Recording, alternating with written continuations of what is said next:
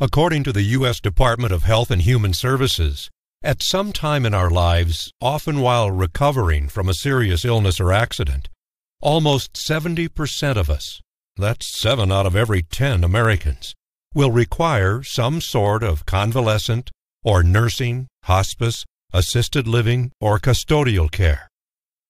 In fact, 1 out of 5 of us will require this type of care for 5 years or longer.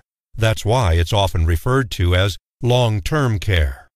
And there are more than 10 million Americans of all ages who currently require long-term care services. And the average cost of long-term care in a residential care facility is more than $6,000 a month. Even a few hours a day of in-home care can cost at least $2,000 a month. And those prices are expected to double or even triple over the next 20 years. But the cost of this care is not covered by either health insurance or Medicare, which is why many people use up all their savings and even sell their homes to pay for these services. And while many of us think that long-term care is only for people in their 70s, 80s, or 90s, the fact is that 4 out of 10 people currently receiving long-term care are between the ages of 20 and 60. Like Stacy, who was diagnosed with leukemia when she was 45. She needed home nursing care for almost 4 years at a total cost of $182,000. Or Kevin, who was diagnosed with multiple sclerosis in his 30s. He's had an in-home caregiver for more than 7 years now, at a cost of $380,000.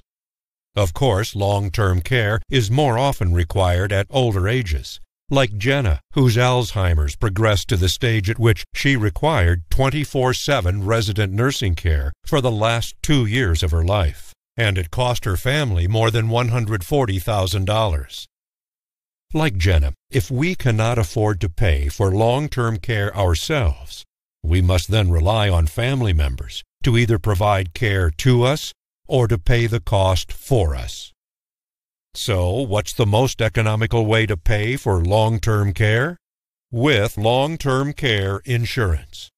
Long-term care insurance can pay for the nursing, custodial, or hospice care you might need at any age in the comfort of your own home or in a resident care facility of your own choosing, affording you the best care available without cost to you or your family, and for as long as you require it. Like Jocelyn, whose legs were paralyzed in an auto accident at age 52. She'll need custodial care for the rest of her life at a cost of almost $4,000 a month, and it's all paid for by her long-term care insurance. Or Pete, who suffered a stroke at age 78 and lived in a nursing home until he passed on 6 years later. Total cost?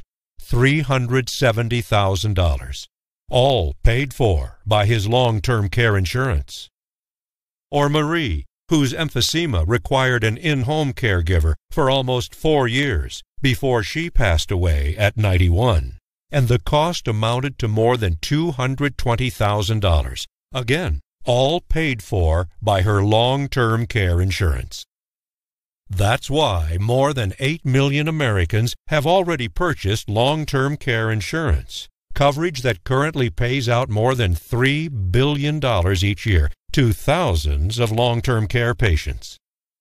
So ask yourself this: knowing that you have a 70% chance of needing long-term care at some time in your life, and that the cost of such care is expected to double or even triple over the next 20 years, does it make good sense to rely on your savings, your income, your family, or even your home to pay for it?